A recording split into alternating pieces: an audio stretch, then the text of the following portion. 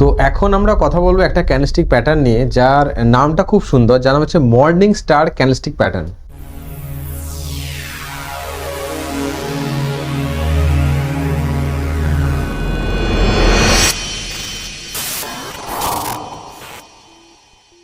তো morning star কেন বলা হয় এটা একটু বলে দিই, এটা বেশ ইন্টারেস্টিং গল্পটা। অ্যাকচুয়ালি মর্নিং স্টার বলার কারণ হচ্ছে যে রাত্রি শেষ হয়ে যাওয়ার পরে যখন সকাল শুরু হয় তার আগে তো আমরা শুকতারা দেখি, তো ওটা কি মর্নিং স্টার বলা হয়। মানে এটা এমন একটা সিগন্যালকে বোঝায় যেটা ডাউন ট্রেন্ডের যে অন্ধকারময় সময় সেটা ছেড়ে আপ ট্রেন্ডের আলোকময় সময়ে যেতে যাচ্ছে, এরকম একটা প্যাটার্ন, যার জন্য এটাকে বলা হয় মর্নিং স্টার।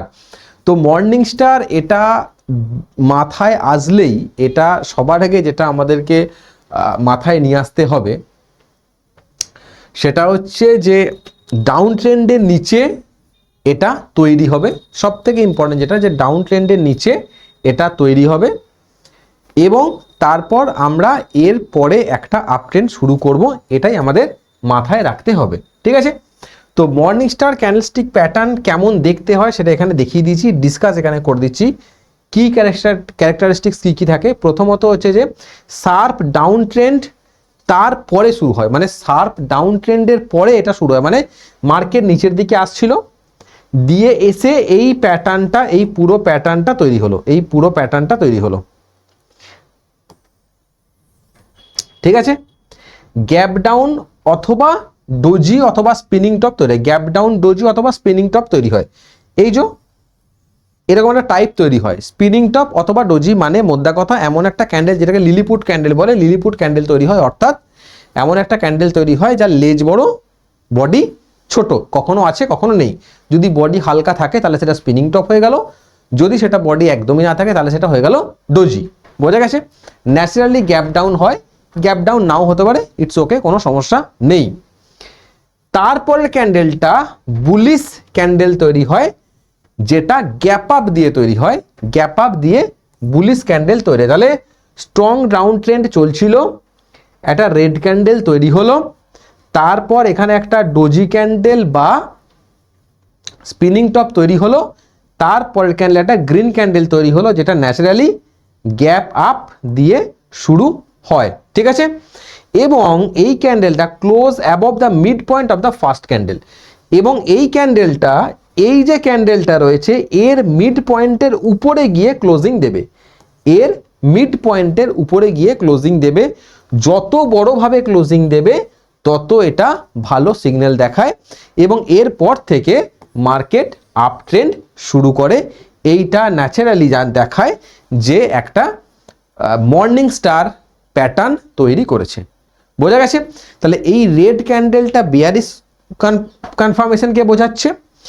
এই যে লিলিপুট ক্যান্ডেলটা তৈরি হয়েছে, এই লিলিপুট ক্যান্ডেলটা বোঝাচ্ছে এখানে স্ট্রং একটা ডাউন ট্রেন্ড ছিল। এই জায়গাটা আমি একটু ডিসকাস করে দিই, তাহলে এর সাইকোলজিটা খুব ভালো করে বুঝতে পারবে। এখানে একটা স্ট্রং ডাউন ট্রেন্ড চলছিল দেখাচ্ছে, কারণ রেড ক্যান্ডেল তৈরি হয়েছে। তারপর এখানে এই লিলিপুট ক্যান্ডেল তৈরি হওয়ার মানে হলো যে এখানে বায়াররা এন্ট্রি নিচ্ছে। আমরা যখন এই স্পিনিং টপ বা ডোজি দুটোই আমরা পড়েছি অলরেডি, স্পিনিং টপ বা ডোজি যখন আমরা পড়েছি তখন দেখবে এখানে আমি মানে খুব পরিষ্কার করে বলেছি, এখানে বোঝা যায় বায়ার এবং সেলারদের মধ্যে একটা লড়াই চলছে। তাহলে এটা ন্যাচারালি ট্রেন্ড রিভার্সালকে বোঝায়। কারণ কি? কারণ স্ট্রং একটা ট্রেন্ডের পরে যদি এটা শুরু হয় মানে একটা আপ ডাউন ট্রেন্ড চলছিল, মানে এখানে সেলাররা আপার হ্যান্ডে ছিল। সেই জায়গায় দাঁড়িয়ে মার্কেট দাম বাড়া কমা করছে, তার মানে হলো যে মার্কেটের দামটা বেশি পরিমাণে বাড়া কমা করতে পারেনি, মানে এখানে বায়াররাও এন্ট্রি নিয়েছে, মানে সেলারদের একাধিপত্য নষ্ট হয়েছে। তো এখানে সেলারদের একাধিপত্য নষ্ট হলো মানে সেলাররা দামটাকে বিরাট কিছু নিচে নিয়ে যেতে পারলো না, বায়াররা দামটা তুলে ওপরের দিকে নিয়ে এলো, ক্লোজিং করলো যেখানে ওপেনিং ছিল তার কাছেই। তারপরে বায়াররা এতটাই স্ট্রং হয়ে গেল যে একটা গ্যাপ আপ দিয়ে ক্লোজিং দিল, গ্রিন ক্যান্ডেল দিয়ে ক্লোজিং দিল, অর্থাৎ বায়াররা এখানে কমপ্লিটলি ঢুকে গেল। তার মানে এখান থেকে খুব স্পষ্ট ছবিটা এরকম যে সেলাররা যে মার্কেটে দামটা নিচের দিকে নিয়ে আসছিল সেটা এই জায়গায় গিয়ে সেলার এবং বায়ারদের মধ্যে লড়াই হলো, এখানে কেউ জিততে পারলো না, কিন্তু এই জায়গায় এসে বায়াররা টোটালি উইনার হয়ে গেল। তাহলে বায়াররা যখনই উইনার হতে শুরু করলো তখনই আমরা এটা ভাবতে পারি যে মার্কেট আবার উপরের দিকে যাওয়ার মতো পসিবিলিটি তৈরি হচ্ছে। বোঝা গেছে? তো এটা হচ্ছে initial formation of shooting star morning star candle. ঠিক আছে, চলো এরপরে যেটা আসছে, যে জিনিসটা আমি একটু ডিসকাস করার চেষ্টা করছি যে এটা কেন এটি একটি শক্তিশালী বুলিশ রিভার্সাল প্যাটার্ন, যা সাধারণত দীর্ঘ ডাউন ট্রেন্ড শেষে তৈরি হয়। অ্যাকচুয়ালি তাই এই নামটা শুনেই বোঝা যাচ্ছে মর্নিং স্টার, এটা অ্যাকচুয়ালি ভীষণ স্ট্রং একটা রিভার্সাল প্যাটার্ন। এবং কেন রিভার্সাল এবং কেন স্ট্রং রিভার্সাল প্যাটার্ন, তার লজিকটা খুব স্পষ্ট। বারবার বলছি, এই জায়গাটা ডাউন ট্রেন্ড ছিল, এই জায়গাটা স্ট্রং ডাউন ট্রেন্ড ছিল আমরা দেখেছি, এবং ডাউন ট্রেন্ড থেকে ডিরেক্টলি আপ ট্রেন্ডে চলে যায়নি। ডাউন ট্রেন্ডের পরে এই জায়গাটা একটা ট্রানজিশনাল জোন তৈরি হয়েছে। তাহলে এখানে বেসিক্যালি কি হয়েছে, আমি যদি এই পুরো জিনিসটাকে মুছে দিই, তাহলে আমি যদি এটাকে ক্যান্ডেল হিসাবে দেখি, তাহলে খুব স্পষ্ট করে বোঝা যাবে এই যে পুরো পজিশনটা রয়েছে, এই পজিশনটা বোঝায় কি, যে এটা একটা কমপ্লিট একটা রেড ক্যান্ডেল তৈরি হয়েছে। ঠিক আছে, এই জায়গাটায় বোঝাচ্ছে একটা বড় রেড ক্যান্ডেল তৈরি হচ্ছে। ঠিক আছে, ট্রানজিশনাল ফেজ, তাহলে ট্রানজিশনাল ফেজে আমরা বলতে পারি যে এই জায়গাটা, এই যে ট্রানজিশনাল ফেজ, এখানে একটা স্পিনিং টপ বা ডোজি ক্যান্ডেল তৈরি হয়েছে ট্রানজিশনাল ফেজে। ওকে, তারপরে আমরা বলতে পারি যে এর পরে যেটা তৈরি হচ্ছে সেটা হচ্ছে এই যে আপ ট্রেন্ড, সেখানে একটা স্ট্রং বুলিশ ক্যান্ডেল তৈরি হচ্ছে। তার মানে যদি আমরা জিনিসটা ভালো করে দেখি, তাহলে আমি এখানে একটু ভালো করে জিনিসটা বুঝিয়ে দিই। একটা বুলিশ ট্রেন্ড তৈরি হচ্ছে,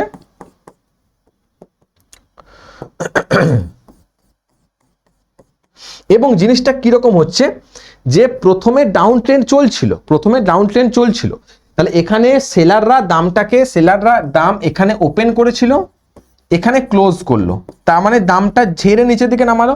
কিন্তু এই জায়গায় গিয়ে এটা হতে পারে এরকম ধরনের, বা হতে পারে ডোজি। তাহলে যাই হোক না কেন, যেখানেই যাই হোক না কেন, এখানে বায়ার এবং সেলারের কিন্তু বড়সড় লড়াই চলেছে। এবং যদি এটা ওপেন হয় তো এটা ক্লোজ হয়েছে, তার মানে দাম কিন্তু সেলাররা বিশাল পরিমাণে নিচের দিকে নিয়ে যেতে পারেনি। সেলাররা কিন্তু দাম বিশাল পরিমাণে নিচের দিকে নিয়ে যেতে পারেনি, মানে এখানে বায়াররা ভালো পরিমাণে মার্কেটে ঢুকেছে। তাহলে সেলারদের হাত থেকে বায়ারদের হাতে মার্কেটটা শিফট হয়ে যাচ্ছে এই ক্যান্ডেল দিয়ে।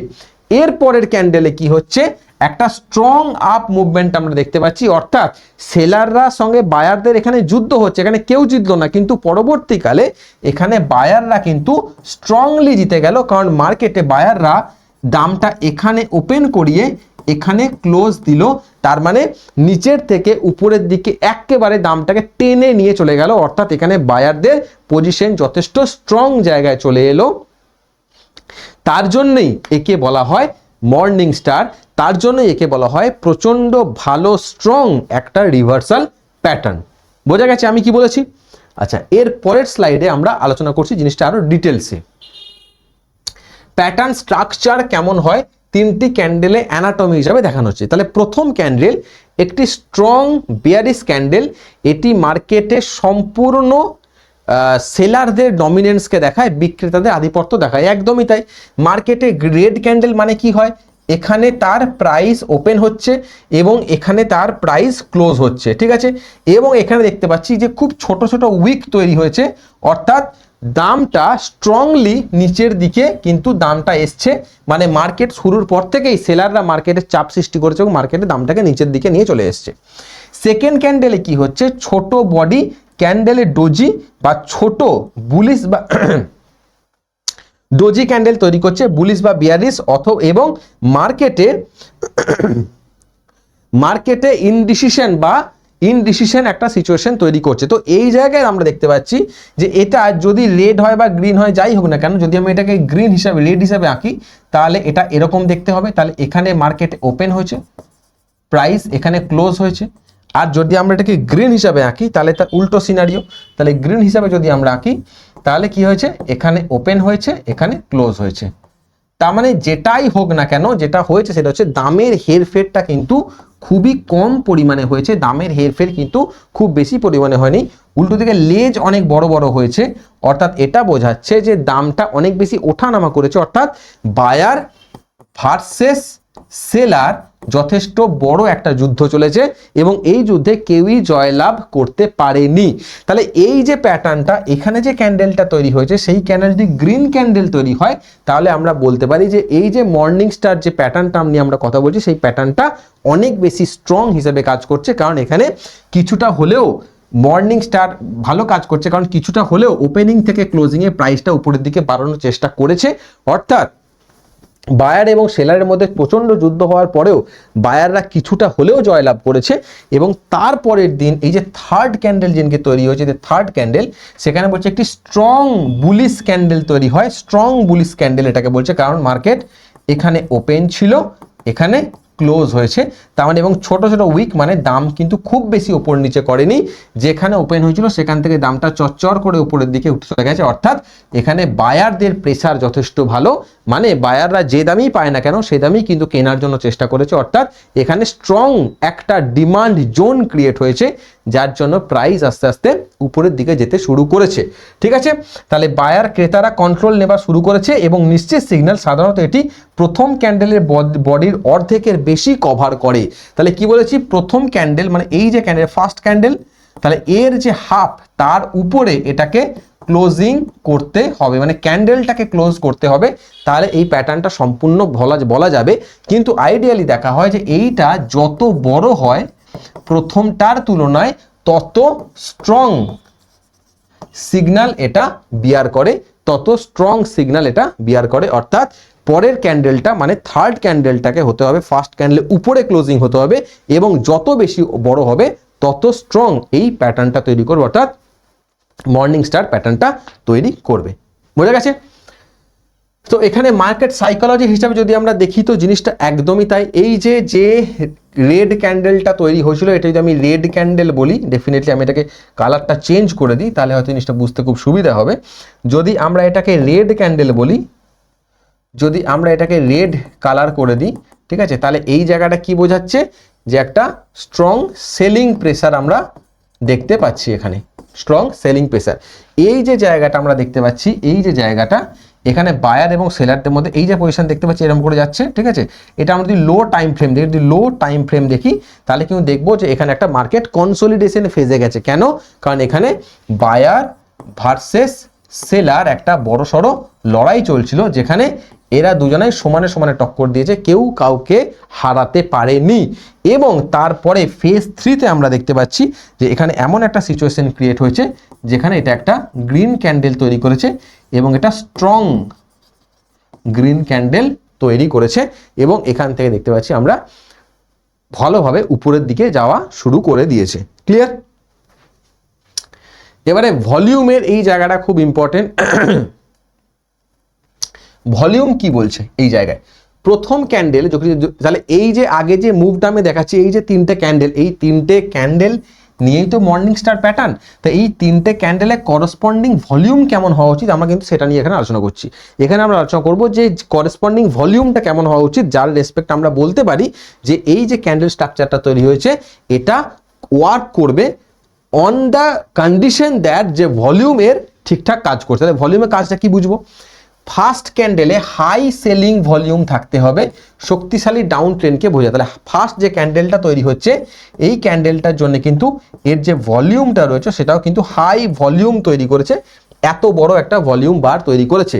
সেকেন্ড ক্যান্ডেলে ভলিউম কমে যায়, সেলাররা এক্সস্ট বা দুর্বল হয়ে যায়।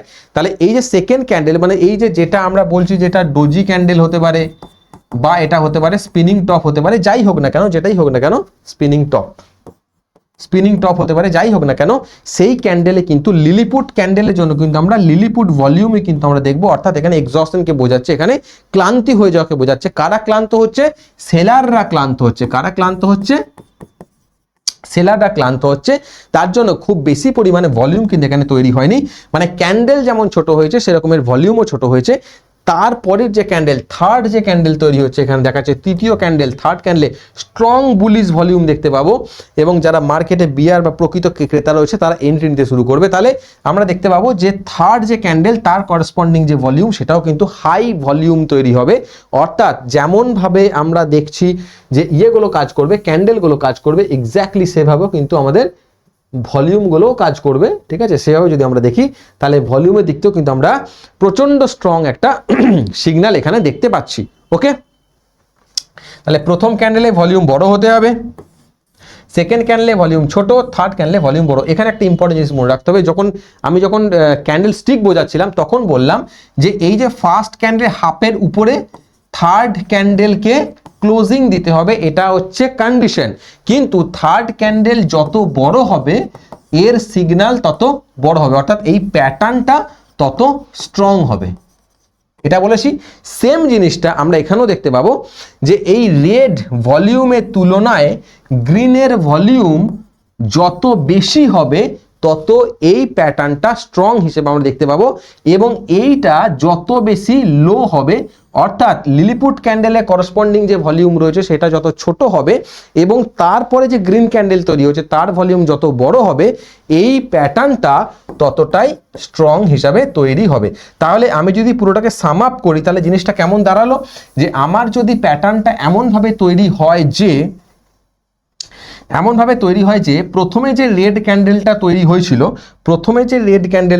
হয়েছিল, এই রেড ক্যান্ডেলের যে করসপন্ডিং ভলিউম সেটা যেমন হয়েছে, এর যে ভলিউম সেটা এর থেকে অনেকটা নিচে, এবং এই গ্রিন ক্যান্ডেলটাও এই ক্যান্ডেলের থেকে বড় হয়েছে এবং এর ভলিউমটাও এই ভলিউমের থেকে বড় হয়েছে। তাহলে আমরা বলতে পারি এই যে প্যাটার্নটা তৈরি হয়েছে সেটা প্রচণ্ড স্ট্রং প্যাটার্ন তৈরি হয়েছে, এখান থেকে আমাদের এন্ট্রি একটা প্ল্যান করা যেতে পারে। বোঝা গেছে?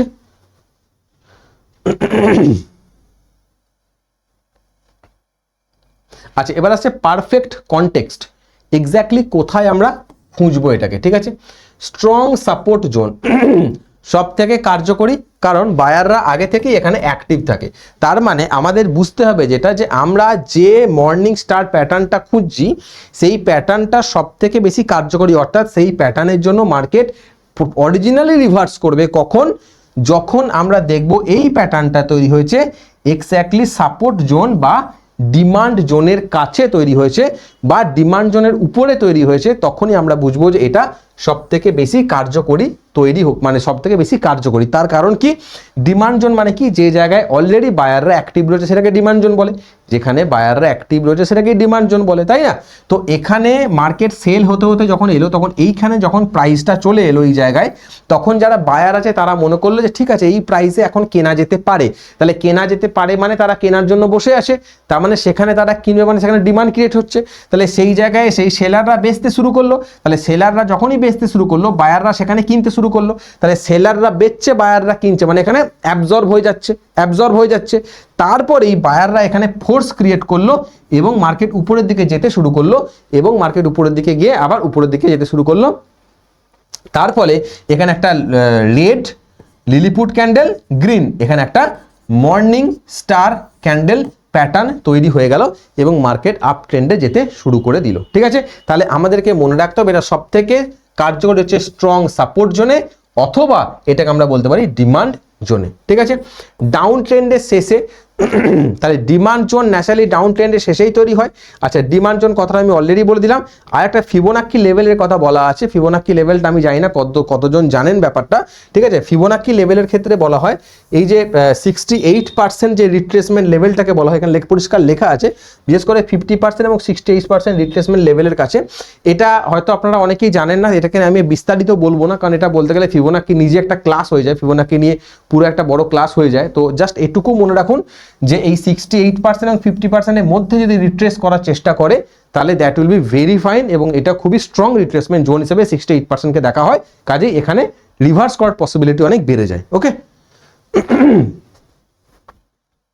আচ্ছা, আমরা যদি এর সাথে আরএসআই কে কম্বাইন করি তাহলে আরএসআই লেভেলটা এক্স্যাক্টলি কোন জায়গায় থাকবে, যখন আমরা মর্নিং স্টারকে ট্রেড করতে যাব তখন আরএসআই এর পজিশন কোন জায়গায় থাকতে হবে। তাহলে আমরা প্রথমে পেয়েছি কি ক্যান্ডেলের পজিশন, তাহলে ক্যান্ডেলের পজিশন করতে হবে ডিমান্ড জোনে, এবং রিট্রেসমেন্ট যদি ফিবোনাক্কি লাগাই তাহলে ফিবোনাক্কি 68-এর রিট্রেসমেন্ট জোনে থাকতে হবে।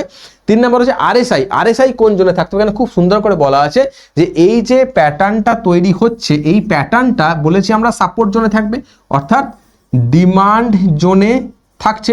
তাহলে এই ডিমান্ড জোনে থাকবে, যখন থাকবে তখন এক্স্যাক্টলি আরএসআই যদি আমরা ওভারসোল্ড জোনে আমরা দেখতে পাই, অর্থাৎ যদি আমরা থিওরিটিক্যালি দেখি তাহলে সেটা হচ্ছে 30-র কাছাকাছি, যদি আমরা প্র্যাকটিক্যালি এখনকার সিচুয়েশন দেখি বা মডার্ন আরএসআই দেখি তাহলে সেটা 40 লেভেলের কাছাকাছি, মানে 30 থেকে 40 লেভেলে যদি থাকে তাহলে সেক্ষেত্রে আমাদের বলতে হবে যে এই রিট্রেসমেন্টটা অনেক ভালো কাজ করবে। তাহলে আমি শুধুমাত্র লেভেল দেখলাম, এই আরএসআই নিয়ে যে ডিটেলস ক্লাস আমরা যখন করাবো, আমাদের ব্যাচে যখন করাবো, সেখানে আরএসআই এর আমরা আরো বেশ কিছু পয়েন্ট বলবো, যেমন আরএসআই এর আমরা গ্রেডিয়েন্ট দেখি, আরএসআই এর মুভিং অ্যাভারেজ দেখি, তাহলে আরএসআই এর গ্রেডিয়েন্টের সাথে আরএসআই এর মুভিং অ্যাভারেজের তফাৎটা দেখি যে এক্স্যাক্টলি কত গ্রেডিয়েন্ট থাকতে হয়, কত মুভিং অ্যাভারেজ থাকতে হয়, আরএসআই ডাইভারজেন্স কেমন থাকতে হয়, আরএসআই এর ফরমেশন কেমন হতে হয়, যার উপর বেস করে আরএসআইটাকে আরো স্ট্রং ভাবে বোঝা যায় আর কি, ঠিক আছে।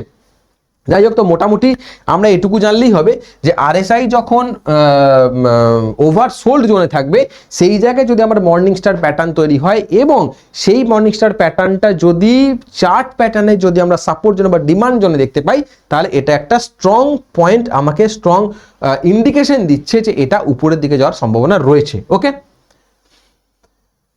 ট্রেড বনাম ট্র্যাপ, ট্রেড কিভাবে হয় আর ট্র্যাপ কোথায় হয়, ঠিক আছে। হাই প্রবাবিলিটি ট্রেড কোথায় তৈরি হয় আর লো প্রবাবিলিটি ট্রেড কোথায় তৈরি হয়, আর low probability low probability trade is equal to trap, আর high probability trade is equal to profitable trade. Clear? তো মার্কেট কন্ডিশন আমাদের কোথায় থাকতে হবে, যে জায়গায় যদি আমরা এন্ট্রি নিই সেটা হাই প্রবাবিলিটি ট্রেড হিসেবে আমরা দেখতে পারি। প্রথম হচ্ছে স্ট্রং সাপোর্ট জোন বা স্ট্রং ডিমান্ড জোনে ওটাকে ক্রিয়েট হতে হবে, মর্নিং স্টার প্যাটার্নটা ক্রিয়েট হতে হবে, তবে আমরা সেটাকে প্রপার ট্রেড বলতে পারবো। মার্কেট কন্ডিশন কখনোই রেজিস্ট্যান্সের নিচে যদি হয়, রেজিস্ট্যান্সের নিচে বা সাপোর্ট জোনে যদি তৈরি হয় তাহলে কিন্তু এটা হবে না। রেজিস্ট্যান্সের নিচে বা সাপ্লাই জোনে তৈরি, তাহলে কেমন হচ্ছে জিনিসটা, মানে মার্কেট হয়তো এই জায়গায় রেজিস্ট্যান্স, এই জায়গায় আমরা দেখতে পাই একটা রেড ক্যান্ডেল, একটা লিলিপুট ক্যান্ডেল, এখানে একটা গ্রিন ক্যান্ডেল তৈরি হলো, ঠিক আছে। তো রেজিস্ট্যান্স জোনে যদি হয় তাহলে কিন্তু আমরা কখনো এটাকে ট্রেড করবো না। মাথায় একদম বসিয়ে নিন যে মর্নিং স্টার প্যাটার্ন অলওয়েজ আমরা ট্রেড করব সাপোর্ট জোনে, নট রেজিস্ট্যান্স জোনে। অলওয়েজ ট্রেড করব সাপোর্ট জোনে, নট রেজিস্ট্যান্স জোনে। স্ট্রং সাপোর্ট জোন বা ডিমান্ড জোনে, রেজিস্ট্যান্স জোন বা সাপ্লাই জোনে আমরা ট্রেড করব না, প্রথম কথা। দ্বিতীয় কথা, ট্রেন্ড এটি পরিষ্কার এবং শক্তিশালী ডাউন ট্রেন্ড শেষ হতে হবে, মানে প্রপারলি ডাউন ট্রেন্ড থাকতে হবে। সব থেকে ভালো হয় যদি আমরা মানে হায়ার টাইম ফ্রেমে, বিশেষ করে উইকলি টাইম ফ্রেম বা মান্থলি টাইম ফ্রেমে যখন আমরা মার্কেট রয়েছে এবং সেই জায়গায় যখন আমরা মর্নিং স্টার দেখতে পারি, তখন এর প্রবাবিলিটি অনেক বেড়ে যায় যে এটা অরিজিনালি ট্রেড রিভার্স নেবে। যদিও এটা যত লোয়ার টাইম ফ্রেমে যাব তত লোয়ার টাইম ফ্রেমে কিন্তু এর প্রবাবিলিটি অনেক কমতে থাকে। তাহলে সব সময়ের জন্য কোনো ট্রেডের প্রবাবিলিটি অলওয়েজ বেটার পারফরমেন্স করে লঙ্গার টাইম ফ্রেমে। কাজেই যদি আমরা এই যে কথাটা বললাম যে একটা পরিষ্কার এবং শক্তিশালী ডাউন ট্রেন্ড এসেছে, পরিষ্কার এবং শক্তিশালী ডাউন ট্রেন্ড অলওয়েজ দেখাতে হয় হায়ার টাইম ফ্রেমে, কমপক্ষে ডেলি টাইম ফ্রেম, ভালো হয় উইকলি টাইম ফ্রেমে। যদি আমরা দেখি যে পরিষ্কার ডাউন ট্রেন্ড এসে এটা তৈরি হয়েছে, দেন আমরা কিন্তু এখানে এন্ট্রি নেব, ঠিক আছে। সাইড ওয়াইজ মার্কেটে বা চপি মার্কেটে আমরা কখনোই ট্রেড নেব না, যেখানে মার্কেট রেঞ্জ বাউন্ড, মার্কেট এরকম একটা জায়গার মধ্যে ঘোরাফেরা করছে বারবার, বা মার্কেটকে আমরা ঠিক এক্স্যাক্টলি প্রেডিক্ট করতে পারছি না, কীভাবে দেখবো, লঙ্গার টাইম ফ্রেমে। তাহলে কিন্তু আমরা এখান থেকে ট্রেড নেব না, কারণ এখান থেকে ট্রেড নিয়ে কিন্তু খুব একটা কাজ কিছু হবে না, ঠিক আছে। এবং মোস্ট ইম্পর্টেন্ট হচ্ছে ভলিউম ব্রেকআউট আমাদের আসতেই হবে। থার্ড ক্যান্ডেলের ভলিউম, অলরেডি আমি আগের যে পার্টগুলো সেখানে আমি খুব পরিষ্কার করে জিনিসটা বলেছি, থার্ড ক্যান্ডেলে ভলিউম ডেফিনেটলি হায়ার ভলিউম হতেই হবে ফার্স্ট ক্যান্ডেলের থেকে, ফার্স্ট ক্যান্ডেলের থেকে যদি থার্ড ক্যান্ডেলে ভলিউম বেশি হয়, ফার্স্ট ক্যান্ডেলের থেকে যদি থার্ড ক্যান্ডেলের ভলিউম বেশি হয় তাহলে সেটা অনেক বেশি রিলায়েবল থাকে এই ট্রেন্ডটা প্রপারলি কাজ করার জন্য। ফার্স্ট ক্যান্ডেলের থেকে থার্ড ক্যান্ডেলের ভলিউম বেশি হতে হবে, তাহলে অনেক বেশি রিলায়েবল হবে। ন্যাচারালি বেশি না হলেও অ্যাটলিস্ট ইকুয়াল হতেই হবে, একটু নিচের দিকে হলে কিন্তু ট্রেন্ড ভালোভাবে রিভার্স নাও হতে পারে, ঠিক আছে। লো ভলিউম যদি থাকে তাহলে সেক্ষেত্রে আমাদের অংশগ্রহণ করা বা সেই ট্রেডটাকে এক্সিকিউট করার কোনো প্রশ্নই ওঠে না। ভলিউম কনফার্মেশন ছাড়া এই ট্রেডটাকে মানে এক্সিকিউট করার প্রশ্নই ওঠে না। ডেফিনেটলি এটাকে কখনোই ভলিউমটা 5 মিনিটে 15 মিনিটে ক্যান্ডেলে দেখতে যাবেন না, কারণ 5 মিনিট 15 মিনিটে ক্যান্ডেলের ভলিউম কিন্তু অ্যাড সার্চ, মানে আমরা যে ভলিউম দেখি নর্মাল ভলিউম, সেটা কিন্তু অ্যাড সার্চ কাজ করে না। তাহলে ভলিউম দেখতে গেলে আপনাকে ডেফিনেটলি লঙ্গার টাইম ফ্রেম দেখতে হবে, কমপক্ষে 4 ঘন্টা। সব থেকে ভালো হয় যদি আমরা উইকলি বা ডেলি ভলিউম নিয়ে কাজ করি, that will be the best. ওকে,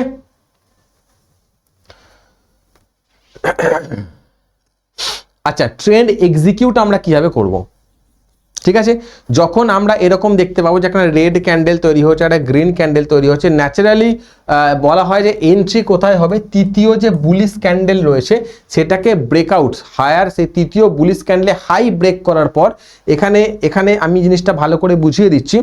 জিনিসটা এখানে একটুখানি গন্ডগোল রয়েছে, আমি বলে দিচ্ছি ব্যাপারটা।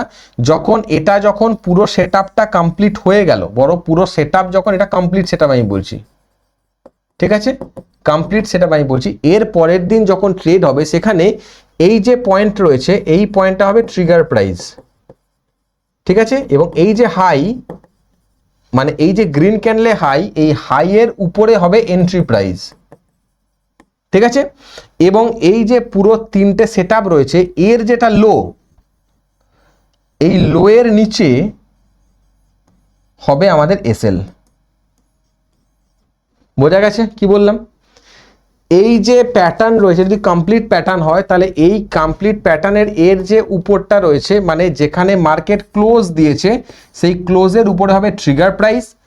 এই যেখানে এন্ট্রি হয়েছে এই এন্ট্রিতে হবে মানে হায়ার লেভেল যেটা, সেখানে হবে এন্ট্রি প্রাইস, মানে হায়ার ক্রস করলে। এবং এই 3টে ক্যান্ডেলে যেটা লো, এই 3টে ক্যান্ডেলে যেটা লো, আমি কিন্তু ক্লোজিং বলিনি, লো উইক যেখানে শেষ হয়েছে তার নিচে হবে আমাদের এসএল। বোঝা গেছে? এভাবে আমাদের কিন্তু এন্ট্রি নেওয়া উচিত। আর টার্গেট ন্যাচারালি 1:2 রাখা উচিত, ডিপেন্ড করছে মানে স্ট্রং কতটা, ট্রেন্ড কতটা স্ট্রং তার উপর ডিপেন্ড করছে যে আমরা কিভাবে এটাকে রাখতে পারি বা করতে পারি, ঠিক আছে।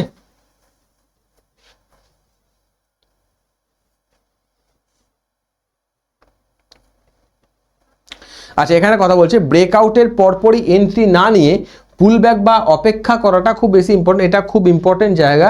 যখন আমরা মর্নিং স্টারকে দেখছি, যখন আমরা দেখছি যে মর্নিং স্টার একদম নিচে সাপোর্ট জোনে এসে মর্নিং স্টার তৈরি করছে, ন্যাচারালি কি হয় যে মর্নিং স্টার ন্যাচারালি কি হয়, একটা তো সাপোর্ট জোন হিসেবে কাজ করে, নিচে একটা সাপোর্ট জোন হিসেবে কাজ করে।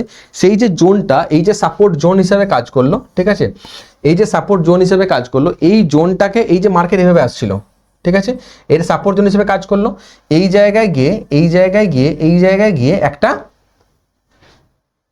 তৈরি হলো, মানে এখান থেকে মার্কেট সাপোর্ট জোনটাকে ভাঙলো, দিয়ে উপরের দিকে যেতে শুরু করলো, ঠিক আছে। তো মার্কেট যখন এই জায়গাটা নিয়ে উপরের দিকে যেতে শুরু করলো, এখান থেকে আবার এই সাপোর্ট জোনে ফিরে আসে, এখান থেকে মার্কেট আবার ওই সাপোর্ট জোনটাতে ফিরে আসে, এটাকে বলে রিট্রেস করা। মার্কেট কি বলে? রিট্রেস করা। এই রিট্রেস করার পরে যখন বাউন্স ব্যাক করে না, যখন বাউন্স ব্যাক করে তখন আমাদের ন্যাচারালি এন্ট্রি যদি নেওয়া হয়, এটা আমি মানে চার্ট প্যাটার্নের কথা বলছি, যদি আমাদের এই জায়গায় এন্ট্রি নেওয়া হয় তাহলে এই এন্ট্রিটা খুব সুন্দরভাবে কাজ করে এবং খুব স্ট্রংভাবে কাজ করে, বহুদিন সাস্টেন করে।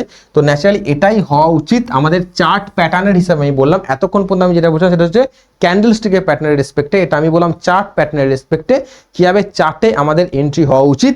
এভাবে যদি আমরা এন্ট্রি নিই তাহলে কিন্তু অনেক ভালোভাবে আমরা মার্কেটে সাস্টেন করতে পারবো এবং অনেক বেশি দিন, বিশেষ করে এটা সুইং ট্রেডিংয়ের জন্য খুবই ইম্পর্টেন্ট একটা জায়গা, এটাকে আমাদের করতে হবে। ওকে, আচ্ছা, কোন কোন ভুল আমরা করি? প্রথমত ছোট পুলব্যাক এ প্যাটার্ন খোঁজা, শক্তিশালী ডাউন ট্রেন্ড না থাকলে প্যাটার্নে ভ্যালু থাকে না। এটা আমি বারবার বলেছি, আমি আগের যে পার্টগুলো সেখানেও বলেছি যে ডাউন ট্রেন্ডটাকে স্ট্রং হতে হবে, ডাউন ট্রেন্ড স্ট্রং হলে তবেই সেই জায়গায় বড় পরিমাণে ডিমান্ড জোন ক্রিয়েট হয়, আর বড় ডিমান্ড জোন ক্রিয়েট হলেই কিন্তু সেখান থেকে কিন্তু মার্কেট উপরের দিকে যেতে শুরু করে, ঠিক আছে।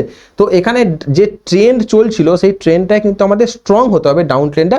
ছোট পুল ব্যাক, ধরো একটা এরকমভাবে মার্কেট চলছে, এভাবে একটা মার্কেট চলছে, ঠিক আছে, হয়তো একটা পুল ব্যাক হলো, ঠিক আছে, এইটা তো মার্কেট আপ ট্রেন্ডে চলছে, এটা জাস্ট একটা পুল ব্যাক। তাহলে এখানে কিন্তু ডিমান্ড জোন খুঁজতে গেলে হবে না, তাই না? এখানে কিন্তু ডিমান্ড জোন খুঁজতে গেলে হবে না, ঠিক আছে, কারণ মার্কেট থাকতে হবে এইভাবে, এই জায়গায় ডিমান্ড জোন হবে, এইখান থেকে মার্কেট উপরের দিকে যাবে, ঠিক আছে।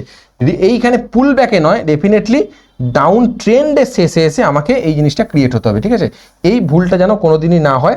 আর ডাউন ট্রেন্ড খোঁজার জন্য আমাদের অলওয়েজ আমাদের হায়ার টাইম ফ্রেম ইউজ করতে হবে, অলওয়েজ আমাদের হায়ার টাইম ফ্রেম ইউজ করতে হবে।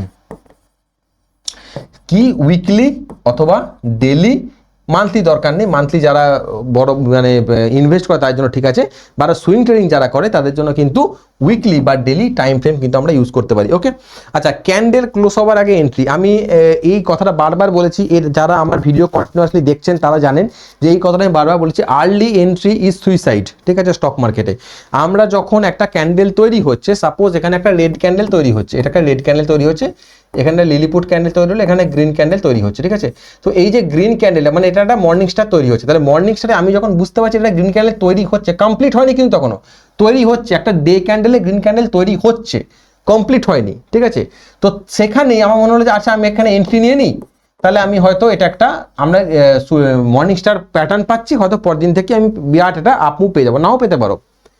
আগে প্রথমত আমাদের যেটা করতে হবে সেটা হচ্ছে আগে প্যাটার্নটা কমপ্লিট হবে, প্যাটার্নটা কমপ্লিট হয়ে যাওয়ার পরে আমরা দেখব যে প্যাটার্নটা কোন জায়গায় দাঁড়িয়ে আছে, আদৌ সে সমস্ত যে কন্ডিশনগুলো আমরা অলরেডি বলেছি সেই কন্ডিশনগুলো স্যাটিসফাই করছে কিনা। আর্লি এন্ট্রি কোনো প্রশ্নই নেই, মার্কেট চলে যাচ্ছে না, আমার পকেটের টাকা শেষ হয়ে যাচ্ছে না, আর একটা আমি ট্রেড মিস করলে একটা ট্রেড আমি পেতে পারি, ক্লিয়ার? তো কোনো প্রশ্নই নেই আর্লি এন্ট্রির, ঠিক আছে? তো আমরা প্যাটার্ন কমপ্লিট হচ্ছে কিনা দেখবো, তারপরে দেখবো এক্স্যাক্টলি যে যে পয়েন্টগুলো মেলানোর কথা সেই পয়েন্টগুলো মিলছে কিনা। ওকে, তারপরে আমি যেটা দেখবো সেটা হচ্ছে যে এরপরে যে চার্ট প্যাটার্ন, যেটা আমি বলেছি আগের দিন, যে চার্ট প্যাটার্নে সবসময় আমরা দেখবো যে এই ব্রেক করলো, রিট্রেস হলো, রিট্রেস হওয়ার পর যে বাউন্স ব্যাকটা দেবে সেই বাউন্স ব্যাকে আমরা কিনবো। তাহলে আমরা এটাকে ওয়েট করব, এটা একটু উপরের দিকে উঠবে, যদি এই প্যাটার্ন তৈরি হয় মর্নিং স্টার, তাহলে মর্নিং স্টার প্যাটার্ন তৈরি হলো, মার্কেটের উপরে গেল, উপরে গিয়ে আবার নিচে নেমে আসবে, নিচে নেমে এই জায়গায় এসে যখন এখান থেকে যখন উপরে উঠবে তখন এই জায়গায় হবে আমাদের এন্ট্রি। এইটা যেন আমরা ভুল না করি, যদি আমরা এই ভুলটা না করি তাহলে হয়তো যেখানে আমরা 10টা ট্রেড পাচ্ছিলাম সেখানে হয়তো আমি 2টো কি 3টে ট্রেড পাবো ডেফিনেটলি, কিন্তু 10টা ট্রেড পেয়ে 7টা লস করা আর 2টো বা 3টে ট্রেড পেয়ে সবগুলো উইন হওয়া, কোনটা বেটার? আমি কনফার্মেশন নিয়ে তারপর ট্রেডে নামবো, অল্প ট্রেড পাবো, নাম্বার অফ ট্রেড কম হবে কিন্তু উইনিং পার্সেন্টেজ অনেক বেশি হবে, তাতে আমার বেশি টাকা আসবে না? তো আমার তো 10টা ট্রেড নিয়ে লস করে তো লাভ নেই, তাই না? তো ডেফিনেটলি আমরা আর্লি ট্রেড একদমই নেব না, আমরা সব সময় আমাদের কনফার্মেশন দেখে তবেই আমাদের ট্রেড এক্সিকিউট করব। তাহলে এটা হয়ে গেল, এটা হয়ে গেল। ভলিউমকে ইগনোর করা, অনেকে আমি ক্যান্ডেল দেখেছি, অনেকে চার্ট দেখে আমি দেখেছি, তাদের ভলিউম মানে চার্টে কোনো ভলিউম প্যাটার্ন মানে ভলিউম লাগানোই নেই, তারা সুইং ট্রেডিং করছে, ঠিক আছে? ওটা হয় না, মানে ভলিউম ইগনোর করে কোনো কাজ হয় না, ঠিক আছে? যদি যখন আমরা দেখছি যে আমরা যে মর্নিং স্টার প্যাটার্নকে ট্রেড করছি, তো মর্নিং স্টার প্যাটার্নের প্রথম এটা একটা রেড ক্যান্ডেল, সাপোজ আমি এটা হলো না ঠিক, এটা বড় করে আঁকি, হয়তো প্রথমে আমরা একটা রেড ক্যান্ডেল বানালাম, তারপরে ছোট ক্যান্ডেল বানালাম, তারপরে একটা গ্রিন ক্যান্ডেল বানালাম, ঠিক আছে? তো এই রেড ক্যান্ডেলে দেখলাম যে এরকম একটা ভলিউম তৈরি হলো, এটা ছোট ভলিউম তৈরি হলো, ঠিক আছে? গ্রিন ক্যান্ডেল ভলিউম এরকম তৈরি হলো, তাহলে কি আমরা ট্রেড করব? না, করব না। এর ভলিউমটা বড় ভলিউম হতে হবে বা এর সমান বা এর থেকে বড় হতে হবে, অর্থাৎ ফার্স্ট ক্যান্ডেলের ভলিউম থেকে থার্ড ক্যান্ডেলের যে ভলিউম আছে সেই ভলিউমটাকে বড় হতে হবে অথবা সমান হতে হবে, তবেই আমরা ট্রেড নেব, তবেই বুঝতে পারবো যে এই প্যাটার্নটা সম্পন্ন হয়েছে। ভলিউমকে যদি আমরা ইগনোর করি, ভলিউমকে ইগনোর করে কিন্তু আমরা ট্রেড নিতে পারবো না, সেই ট্রেড নিয়ে কোনো লাভও নেই, সেই ট্রেড কিন্তু এক্সিকিউট হওয়ার সম্ভাবনা খুব কম, ঠিক আছে? তো ভলিউমকে আমরা কখনোই ইগনোর করব না, লো ভলিউমের ট্রেড কিন্তু আমরা নেব না, বোঝা গেছে? লাস্ট হচ্ছে যে রেজিস্ট্যান্সের নিচে বাই করা, এই জিনিসটা বারবার করে থাকে, ঠিক আছে? যেখানে সেখানে প্যাটার্ন তৈরি হচ্ছে আমরা নিয়ে নিচ্ছি, এরম করা যাবে না। আমাদের একটা নির্দিষ্ট জায়গা আছে যে আমাদেরকে সাপোর্ট জোনেই নিতে হবে, রেজিস্ট্যান্স জোন পর্যন্ত আমাদের কাজ করা যাবে না। রেজিস্ট্যান্স জোনের নিচে কোনো জায়গায় যদি তৈরি হয় কোনো প্যাটার্ন, সেটাকে আমরা নেব না, এক্সেপ্ট সেটা যদি আমাদের ডাউন ট্রেন্ডের দিকের প্যাটার্ন হয়, সেটা বাদ দিয়ে। আমরা এখন পর্যন্ত যে প্যাটার্নটা শিখছি সেটা আপ ট্রেন্ডের প্যাটার্ন, তাহলে ডেফিনেটলি রেজিস্ট্যান্সের নিচে নেব না, কারণ সেখানে লিকুইডিটি জোন তৈরি হয়ে আছে, এখানে সাপ্লাই জোন তৈরি হয়ে আছে। কাজেই আমাদের যদি মার্কেটের দামকে বাড়তে হয় তাহলে লোককে কিনতে হবে, ডিমান্ড জোন ক্রিয়েট হতে হবে, কিন্তু রেজিস্ট্যান্সের কাছে নেওয়া মানে সেখানে সাপ্লাই জোন ক্রিয়েট হবে, মানে লোকে সেখানে সাপ্লাই করবে, দাম বেচে দেবে, নিচের দিকে চলে আসবে, কাজেই সেখানে আমাদের কেনা যাবে না। তাহলে এই চারটে যে জিনিস বললাম, এই চারটে জিনিস মাথায় ঢুকিয়ে রাখতে হবে, এই ভুলগুলো করা কখনোই যাবে না। ওকে, আচ্ছা এবার আসছে কি কি মিথ আছে মার্কেটে এটা নিয়ে। ওকে, প্রথমত বলা হয় যে মর্নিং স্টার মানি 100% রিভার্সাল গ্যারেন্টি। এটা শুধুমাত্র যে ট্রেডাররা ভুল করে সেটা নয়, আমি অনেক ইউটিউব চ্যানেলকে দেখেছি যারা নিজেদেরকে মানে যাই হোক সব বলছি না, মানে অনেক ইউটিউব চ্যানেল আমি দেখেছি যে এই ধরনের কথা বলা হয়। আমি অনেক ইউটিউব চ্যানেল দেখেছি, অনেক শর্টস যারা বানায় তারা, যে এই প্যাটার্ন তৈরি হলো, একটা প্যাটার্ন যেটা বদলে দেবে জীবন, ঠিক আছে, একটা প্যাটার্ন, এটা শিখলেই মার্কেটে লাভই লাভ, এই ধরনের ভিডিও অনেক থাকে, ঠিক আছে। তো সেখানে দেখানো এই একটা প্যাটার্ন তৈরি হলো মানেই ব্যাস মার্কেট দৌড়াতে শুরু করব, এটা একদমই না, কখনোই এটা আমরা করব না। কারণ আমরা অনেকগুলো চেকলিস্ট দিয়েছি, সেই কী কী এবং সেটা বলবো, পরবর্তী ভিডিওগুলো আসবে সেখানেও বলবো যে এক্স্যাক্টলি কোন কোন চেকলিস্ট রয়েছে, যেই চেকলিস্টগুলো আমাদের দেখতে হবে। অলরেডি আমি বলে দিয়েছি, সেখানেও দেখতে পারে না, পরবর্তীকালে আমি সাম আপ করে বলেও দেবো এক্স্যাক্টলি কোন কোন চেকলিস্ট রয়েছে, সেই চেকলিস্টগুলোকে আমাদের দেখতে হবে, সেগুলোকে বুঝতে হবে, এইগুলো টিক দিলে তবে আমরা মর্নিং স্টার প্যাটার্নকে ট্রেড করবো, আদারওয়াইজ কিন্তু আমরা ট্রেড করব না, ঠিক আছে। যে কোনো টাইম ফ্রেমে এটা সমানভাবে কার্যকরী একদমই না। অলওয়েজ মনে রাখবে এই ধরনের প্যাটার্ন সবসময় হায়ার টাইম ফ্রেমে সব থেকে বেশি কার্যকরী হয়, লোয়ার টাইম ফ্রেমে অত বেশি কার্যকরী হয় না, ঠিক আছে। অবশ্যই উইকলি টাইম ফ্রেমে যতটা ভালো কাজ করবে তার থেকে কিন্তু ডেলি টাইম ফ্রেমে তার থেকে কম ভালো কাজ করবে, তার থেকে 1 ঘন্টা 4 ঘন্টা টাইম ফ্রেমে আরও কম কাজ করবে, তার থেকে 1 ঘন্টা টাইম ফ্রেমে আরও কম, 15 মিনিটের টাইম ফ্রেমে আরও কম, 5 মিনিটের টাইম ফ্রেমে আরও কম। কারণ যত আমরা টাইম ফ্রেমে নিচের দিকে যাব তত বেশি নয়েজ তৈরি হবে, ক্যাওস তৈরি হবে, কাজেই এই প্রত্যেকটা প্যাটার্নের মানে সাকসেস রেটটা কমতে থাকবে, ঠিক আছে। তো তার জন্য অবশ্যই আমাদের ট্রেন্ড আমাদের বুঝতে হবে, অবশ্যই লঙ্গার বা ব্রডার টাইম ফ্রেমে। তাই জন্য আমরা যখন স্ট্রং সাপোর্ট জোনের কথা বলছি, তখন স্ট্রং সাপোর্ট জোন বলতে ন্যাচারালি আমরা বুঝো উইকলি ক্যান্ডেল বা ডেলি ক্যান্ডেল, এর নিচে কিন্তু আমরা স্ট্রং সাপোর্ট জোন বা স্ট্রং রেজিস্ট্যান্স জোন বলে কোনো কিছু দেখব না, এবং এই জায়গাতে এই টাইম ফ্রেমে দেখতে হবে, এবং একাধিক বার মানে সাপোর্ট নিয়েছে বা রেজিস্ট্যান্স নিয়েছে, সে কতবার নিয়েছে, কতদিন আছে, এগুলো দেখা যায়, মানে এগুলো পদ্ধতি আছে, স্ট্রং কোনটাকে বলে, উইক কোনটাকে বলে। যদি এগুলো সম্পর্কে জানতে চান তো ডেফিনেটলি আপনারা কমেন্ট করুন, আমরা ওয়েট করছি, আপনারা কি শিখতে চান সেটা আপনারা কমেন্ট করুন। আপনারা প্রত্যেকটা ভিডিও দেখে কমেন্ট করবেন যে এক্স্যাক্টলি কি কি আপনারা শিখতে চাইছেন, সেটা হলে আমাদের সুবিধা হয় আপনাদেরকে ঠিকঠাক করে গাইড করতে। আপনারা কি ধরনের ভিডিও চান সেটা বলুন, তাহলে আমরা সেই ধরনের ভিডিও আপনাদের জন্য নিয়ে আসবো। ওকে, যাই হোক এটা গেল। এবং প্যাটার্ন দেখলেই বাই করতে হবে এই কথাটাও কিন্তু ঠিক নয়, অবশ্যই প্যাটার্নটার কনফার্মেশনের পরেই আমরা বাই করব। ওকে, প্রফেশনাল ট্রেডাররা কি করে, শুধুমাত্র ক্যান্ডেলের আকার দেখে তারা কিন্তু ট্রেড করে না, মার্কেট লিকুইডিটি দেখে এবং কোথায় ক্যান্ডেল আছে সেই জিনিসটাও দেখে, তাহলেই কিন্তু ওরা ট্রেড করে, আদারওয়াইজ কিন্তু নয়, ঠিক আছে।